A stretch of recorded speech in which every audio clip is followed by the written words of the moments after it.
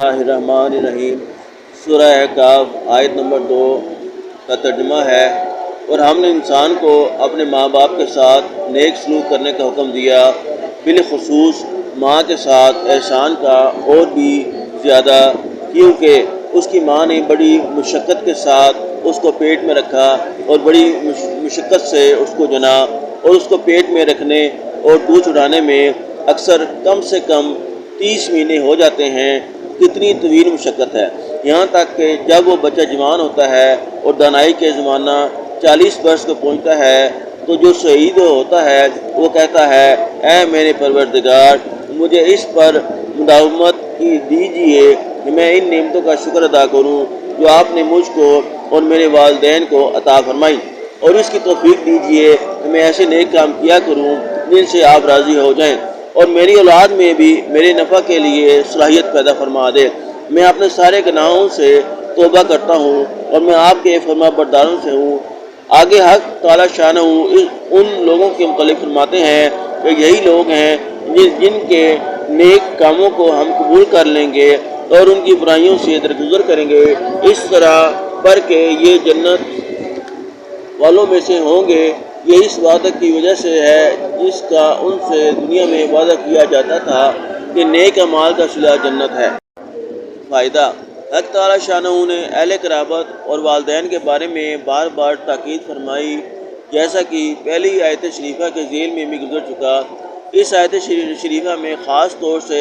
والدین کے بارے میں احسان کی خصوصی تاکید فرمائی کہ ہم نے والدین کے ساتھ بھلائی کا حکم دیا ہے۔ یہ مضمون اسی عنوان سے کہ ہم نے والدین کے ساتھ بھلائی کا حکم دیا 3 جگہ قرآن پاک میں وارد ہے۔ پہلی جگہ سورہ عنکبوت رکوع نمبر 1 میں،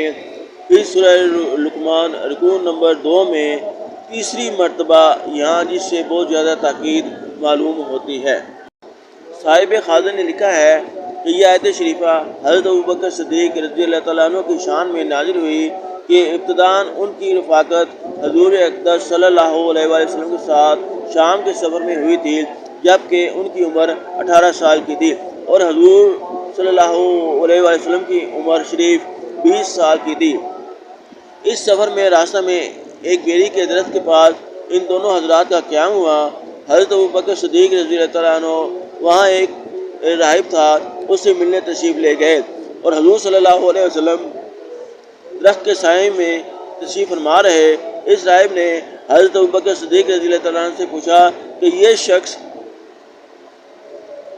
جو درخت کے نیچے ہے کون ہے؟ آپ نے فرمایا، محمد بن عبداللہ بن عبد المطلب۔ راہب نے کہا، خدا کی قسم یہ نبی ہیں۔ حضرت عیسیٰ علیہ نبینا وعلیہ الصلوۃ والسلام کے بعد سے اس درخت کے نیچے کوئی نہیں بیٹھا، یہی نبی آخری الزماں ہے۔ جب حضور صلی اللہ علیہ وسلم کی عمر 40 سال کی ہوئی اور آپ کو نبوت ملی تو حضرت ابوبکر صدیق رضی اللہ تعالیٰ عنہ مسلمان ہوئے،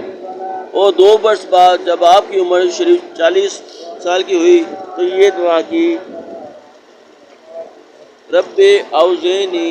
کہ مجھے توفیق دیجیے کہ میں اس نعمت کا شکر ادا کروں جو مجھ پر اور میرے والدین پر ہوئی۔ حضرت علی کرم اللہ وجہہ فرماتے ہیں کہ یہ فضیلت مہاجرین میں اور کسی کو حاصل نہیں ہوئی کہ اس کے ماں باپ دونوں مسلمان ہوئے ہوں، اور دوسری دعا اولاد کے متعلق صلاحیت کی فرمائی، جس کا ثمرہ یہ ہے کہ آپ کی اولاد بھی مسلمان ہوئی۔